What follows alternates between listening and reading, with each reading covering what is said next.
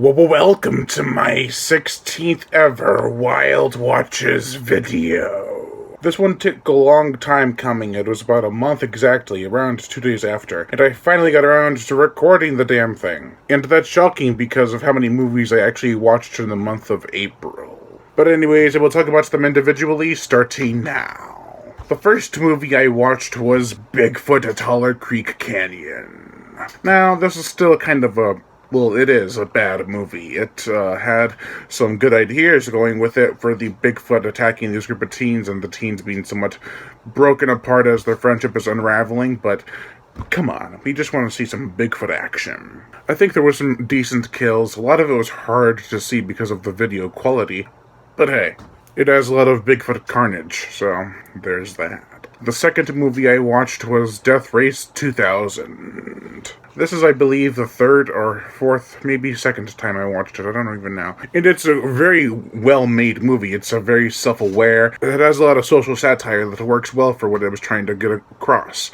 It could have been longer, but I think the short runtime is actually beneficial for the film because it works so well at what it does, and it doesn't need a 2-hour runtime to tell you what it needs to tell you. The third movie I watched was Waxwork. I love this movie.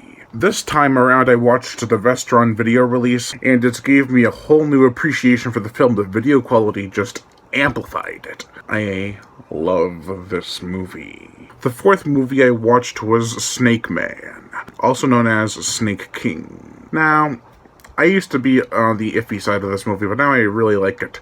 The snake is cool. It's like a Hydra-type creature. There's lots of gruesome kills, and it's rated R for some violence. It's kind of funny. The fifth movie I watched, which I recently reviewed, was Primitive.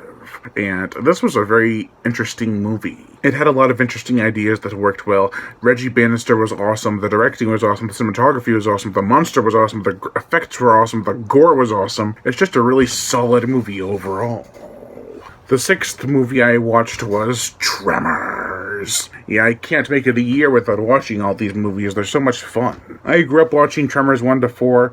Tremors 5 is awesome as well, but the first Tremors is always going to be my favorite. It had the right amount of mixture of horror, comedy, and action. The seventh movie I watched was Waxwork 2, Lost in Time. Pretty good sequel.